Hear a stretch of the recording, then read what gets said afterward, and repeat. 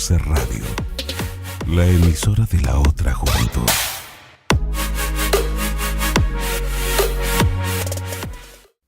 Desde lo alto hasta lo más bajo, la conspiración no da espera. Y del pasillo al corrillo llega bajo fondo. Hola, muy buenos días o muy buenas tardes, depende cómo nos estén escuchando. Estamos en el cuarto episodio de Bajo Fondo. Hoy vamos a estar hablando de lo que está pasando actualmente con los indígenas en el Cauca. Entonces recordemos que el Consejo Regional Indígena del Cauca convocó a una minga desde el pasado 11 de marzo, que fue apoyada por diferentes grupos indígenas y grupos y organizaciones indígenas, incluyendo la ONIC. Entonces, para empezar a discutir acerca de este tema y lo que ha pasado en estos últimos días, le voy a dar la palabra a Yoli. Hola, ¿cómo están a todos ahí en la mesa? Y en Colombia yo soy Yoli Grilla en Twitter y mi nombre es Yolima Vargas. Ahora estamos conversando sobre este tema de gran importancia, sobre todo para mí, que trato de manejar temas de medio ambiente. Y bueno, para mí todo lo que está sucediendo con los indígenas en el Cauca es sobre todo una protesta ambiental, una protesta a un modelo de explotación minero-energética y al incumplimiento también en materia ambiental. Y bueno, por supuesto que hay muchos otros temas que abarca la minga indígena, pero llamo la atención especial sobre estos puntos. Para mí es sobre todo una protesta ambiental. Ok, muchas gracias, Yoli. Voy a pedir disculpas a las personas que nos estén escuchando, porque creo que debe haber empezado diciéndole que hoy estábamos con Yolima, que estábamos con Vivian y que estábamos con Felipe. Entonces, ahora sí, para continuar, Vivian, ¿qué nos quieres decir acerca de esta minga? Hola a todas y todos, querida audiencia. Bueno, yo estoy que me hablo. Esto está... Con confianza, mi querida Vivian. Me hablo, porque es que esto... Sí, tu opinión vale muchísimo. Ay, muchas gracias. Porque es que es importante esto que Yolima recoge precisamente sobre la cuestión ambiental, es decir, en esta movilización, en esta minga que ellos llamaron Minga por la Defensa de la Vida, el Territorio, la Democracia, la Justicia y la Paz, ellos recogen varias demandas. Una de estas es como el cuidado del medio ambiente, lo que atraviesa un derecho fundamental a nivel colectivo de los pueblos indígenas, que es la consulta previa. Una consulta previa que lleva vulnerándose alrededor de 30, 40 años. En Colombia se reconocen los 80, a raíz de la Constitución de 1991, y desde ese entonces los pueblos indígenas están disputando la tierra, disputando los recursos y ese derecho a defender su territorio, el ambiente, y apelar a la consulta previa para eso. Entonces estamos viendo en esta minga una defensa del ambiente, del territorio y también de los derechos fundamentales. Muchas gracias, Vivi. Felipe, ¿nos quisieras compartir tu opinión? Esto sonó todo como consultorio. Estamos en un consultorio socioambiental. Yo pensé que un consultorio jurídico. No, casi. Eso ya es muy ochentero, pero bueno, aplica. Y transnacional. Sí. No, o sea, también esto tiene que ver lo que está pasando en el Cauca con el tema de, digamos, es ancestral esta disputa entre colonos indígenas, entre digamos, lacayos de la colonia española versus indígenas, y se traslada al contexto actual. Las comunidades indígenas del Cauca, al igual que los mapuches en Chile, son las dos únicas, digamos, grupos indígenas en Sudamérica que trabajan el tema de la autogestión y que como tal no han sido del todo colonizados. Eso quiere decir que mantienen sus tradiciones, mantienen su capacidad de hacer obras por cuenta propia, el consejo indígena, y por ejemplo está la experiencia del Tambo Cauca, en donde ellos mismos, un municipio mayoritariamente indígena, en algún momento autogestionaron su propio acueducto, sus propias obras públicas, y su propio modo de gestionar lo que es el municipio. Eso lo han trasladado a varios municipios del norte del Cauca y se mantiene hasta la actualidad. La invasión por parte de estos colonos y españoles de ascendencia, estas personas de ascendencia española, digamos que se ha agudizado a raíz de la llegada al poder del gobierno de Iván Duque o del Centro Democrático, y es terratenientes versus estos indígenas o versus los indígenas, en función de quitarles su poder de autodeterminación. Yo le voy a decir dos cosas a Felipe, y no estoy segura lo del gobierno de Iván Duque. Creo que si algo ha caracterizado todo este periodo de, creo que ya son 8 meses, ha sido que la falta de gobernanza. Yoli, ¿tú quisieras decir algo adicional? Bueno, pues sí, yo sí creo que se trata del gobierno del Centro Democrático, digamos, el regreso del uribismo al poder. Y lo que está diciendo Felipe me preocupa mucho, porque si bien estos pueblos en el Cauca están muy bien organizados, en otros lados, como en el Amazonas, yo creo que ellos son un poco más vulnerables. Y esto, y también por lo mismo que han permanecido más aislados por mucho tiempo. Pero este poder terrateniente, que es un paradigma del desarrollo destructivo, de cortemos el monte y desarrollémonos, se los está llevando por encima. Y a propósito, escribían en Semana Sostenible que estos grupos indígenas en el Amazonas, los que están muy cerca de la frontera agrícola, en la última década han sido desplazados y han sido hostigados, y ellos se encuentran en una situación muy difícil y lo relacionan esto con la deforestación que estamos viviendo tan grave en el Amazonas. Entonces, por eso me parece muy interesante lo que está pasando con la minga en el Cauca, y la posibilidad de que eso pudiera llegar a extenderse hasta lo que sucede en el Amazonas.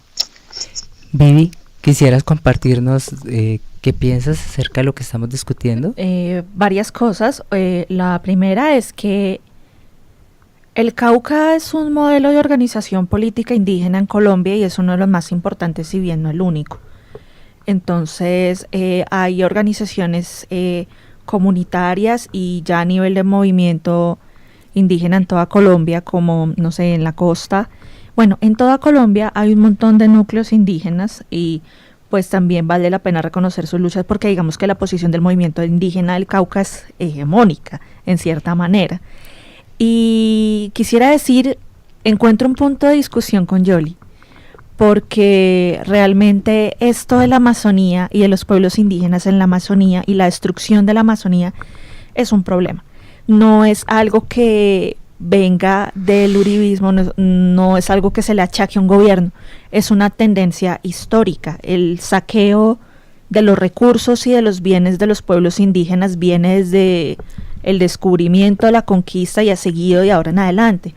En el caso particular del Putumayo, la colonización fue llevada a cabo hasta finales de los 60, y en eso también cumplió un papel muy importante la Iglesia, como depositarios, como burocracia de enlace, por decirlo de este modo, cumpliendo funciones de extracción, de explotación de los indígenas y de sus recursos. Entonces, esto es una cosa que viene histórica y que se está saliendo de control en las últimas décadas, a raíz de, las luchas de los pueblos indígenas, que han reivindicado, hay que cuidar el ambiente, pero también tenemos derecho a gestionar y a cuidar nuestro territorio, pero también las luchas ambientales contra el cambio climático, la destrucción de la Amazonía y todas estas cuestiones relacionadas. Vivi, yo quisiera aprovechar para hacerte una pregunta, y tal vez sea hasta cierto punto un paréntesis, y es que ya que mencionas el contexto histórico, quisiera que nos contaras ¿qué opinas acerca de la solicitud que le hizo el presidente de México, el señor Obrador, al primer ministro de España, Al rey de España. al rey Al de rey de España. España. Gracias, Pues Felipe. bueno, yo celebro esos gestos, ¿sí? Pienso que la recuperación de la memoria es importante pero eso también nos zanja en unas discusiones importantes pero difíciles con los españoles sobre la cuestión de pedir perdón, la cuestión de si deben emitir reparaciones históricas, porque resulta que los pueblos indígenas y los pueblos afrodescendientes experimentan racismo, experimentan pobreza, desigualdad, machismo, es por esa avenida, es por el proyecto colonial desplegado por la corona española en nuestros territorios, en las Américas y en África. Entonces, a mí me parece muy oportuna, es un llamado de atención y no te lo confieso, me agrada y hubiera querido una posición menos servil en Colombia, como en el caso de Duque, que incluso uno veía a Duque y era una cosa realmente bien corporal, la bajada de cabeza, saludes del presidente. En cambio, Andrés Manuel creo que siempre ha tenido una pose de dignificación de los pueblos, aunque tiene otras hipocresías también, como la construcción del Tren Maya, que va a atravesar toda la región maya de México, conectando hasta Centroamérica, y el resultado va a ser la servidumbre de mujeres indígenas en hoteles y en industrias hoteleras, la destrucción de los territorios, el despojo y la violencia que eso conlleva. Entonces, mi conclusión es bueno el gesto, el llamado a la memoria, pero eso tiene que ser consecuente con políticas internas que restituyan los derechos de los pueblos indígenas en México. Eso es. Vivi, muchas gracias. Quisiera Yoli mencionar algo adicional. Yoli. Ups, Perdimos a Yoli. perdimos a Yoli. Bueno, es que tengo un pequeño problema con el micrófono, delay. pero ya. No, Tranquila, está bien, yo por favor, sigue. estoy de acuerdo con Vivi, totalmente. Pero tal vez a lo que nos referíamos con el uribismo es que el uribismo encarna todo eso y lo pretende llevar a la práctica y lo llevó a la práctica sus dos gobiernos pasados, y no es como que el santismo no lo haya hecho tan bien. Sí, el santismo también seguramente lo hizo, pero ahora hay licencia para hacerlo. Digamos, todas estas personas en las regiones que representan ese colonialismo, que además tienen el poder, ¿no?, para poder desplazar a las personas, desplazar a los indígenas, a los campesinos, tomarse las tierras, robarse baldíos, inventarse trampas para robarse más baldíos, que se los van a legalizar. Todas esas personas están amparadas por el actual gobierno. Ellos fueron los que pusieron al gobierno donde está. Entonces, digamos, es como a eso a lo que yo hago referencia, con que en este momento en particular sí hay pues un choque más grande, y de hecho creo yo que es la razón de la minga, porque la minga además se adelantó. La minga estaba planeada para mayo y se adelanta porque los indígenas ya se ven en un límite, es decir, están diciendo, estoy leyendo a la UNIC que dice que les han matado, voy a dar las cifras mal, como más o menos 170 líderes indígenas, y de esos más o menos 60 han sido asesinados durante el gobierno del presidente Duque. Esto a partir de la firma del Tratado de Paz. Claro. Muchas gracias, Yoli. Como vieron, nuestro compañero está que se habla, entonces, No tanto. entonces le doy la palabra al ochentero Felipe Pineda, que Al se levanta 80. los domingos a hablar de décimo grado, o a ver décimo grado. ¿es, Sí, Felipe? 10º grado, claro, es una serie Uy. clásica, Glo. La veía allá en Popayán, la veía, pues. No me diga que con la paloma hable. No, pues es que el tema de la paloma es una cosa el tema de la paloma no es una cuestión de forma, sino de fondo. O sea, la gente siempre pensó que los narcotraficantes fueron los primeros que acapararon tierras para después tenerlas como caja menor, y realmente el acaparamiento de tierras viene desde la rancia oligarquía caucana, que son los Valencia, los Chaux, que se dedicaron durante décadas, o durante décadas desde el siglo XIX o desde antes, a utilizar la tierra como forma de obtener poder. De hecho, el Cauca, antes era el Gran Cauca, que después el Valle del Cauca se volvió un departamento y el Cauca otro departamento, era uno de los departamentos más poderosos del país. Realmente era como Santa Fe, y luego la segunda ciudad prácticamente del país era Popayán. Y pues ahorita lo que se ve es una disputa entre una serie de familias que se alinderaron o se realinderaron en torno al centro democrático, los Valencia, los Chaux, dueños de vastas extensiones de tierra, contra, digamos, lo que uno podría denominar el indigenismo radical de la UNIC y de las organizaciones del norte del Cauca. Por tanto, la disputa que se está dando ahorita, lo que ha sucedido es que esa cuerda que de alguna manera se mantuvo durante un tiempo, durante el gobierno Santos, más o menos no tan tensa, se ha tensado al máximo, porque los dos extremos, el conservatismo caucano que no quiere ceder el poder ni la tierra, y el indigenismo radical, están llegando a unos puntos de confrontación que pues no se veían hace mucho tiempo, y ese es realmente el eje central de la disputa.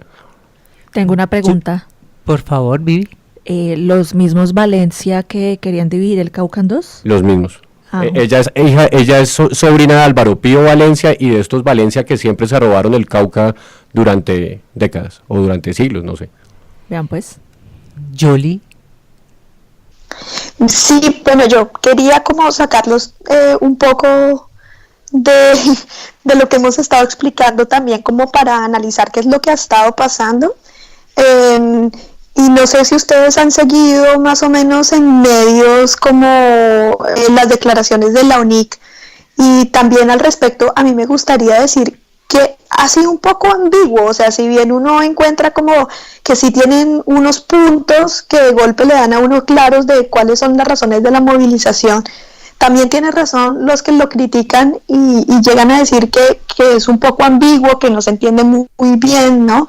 Incluso cuando ellos mismos hablan en medios no se entiende muy bien, no es tan fácil comprenderlo, tal vez también por lo que es algo histórico y tan largo, y son miles de acuerdos incumplidos, más los que se están pidiendo en este momento. Pero me gustaría hacer sobre todo como llamar la atención sobre algo que escuché, un programa en Blue Radio en el que le están haciendo la entrevista a un indígena, y él en realidad no logra explicarse muy bien y justificar por qué es que ellos tienen tantas hectáreas de tierra, que sí en cálculos sería como una hectárea por indígena, pero pues luego lo aclaran y dicen pues que en realidad no todas esas son cultivables, ¿no? Y que de hecho ellos conservan mucho bosque. Pero la respuesta de uno de los conductores del programa me pareció terrible, que es de Felipe Zuleta, y incluso el mismo Néstor Morales, ese desprecio con el que le hablan al señor, y el Felipe Zuleta luego diciendo, no, que les manden el ESMAD de una vez. O sea, es una barbaridad, ¿no? Solo en Colombia. Bueno, ahí yo creo que hay una necesidad urgente de descolonizar las maneras de hacer periodismo en Colombia y de cubrir este tipo de hechos noticiosos que tienen que ver con pueblos indígenas, porque es realmente una constante el racismo a la hora de cubrir los eventos. Por ejemplo, en Blue Radio es constante no solamente el racismo y la discriminación, sino el machismo, la falta de comprensión.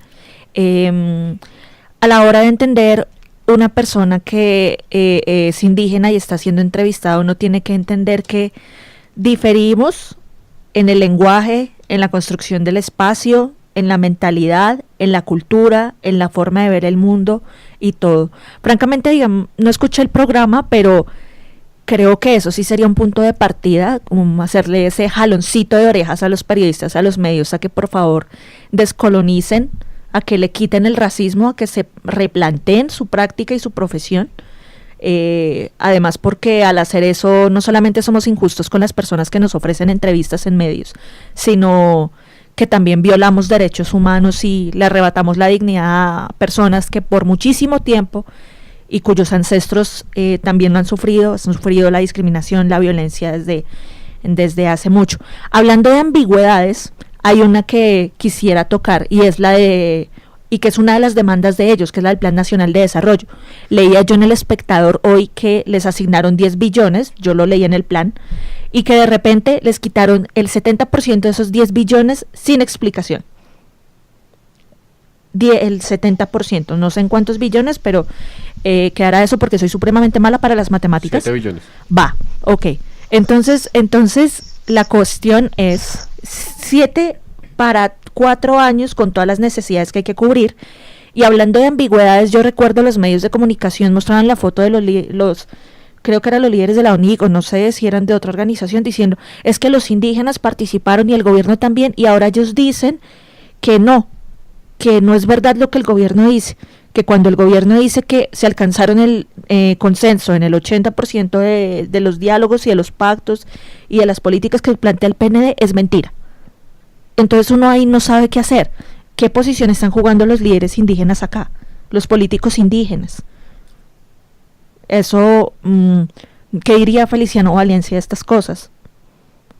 O los dirigentes del maíz, que supuestamente ellos son los que participaron y salen las fotografías. Claro.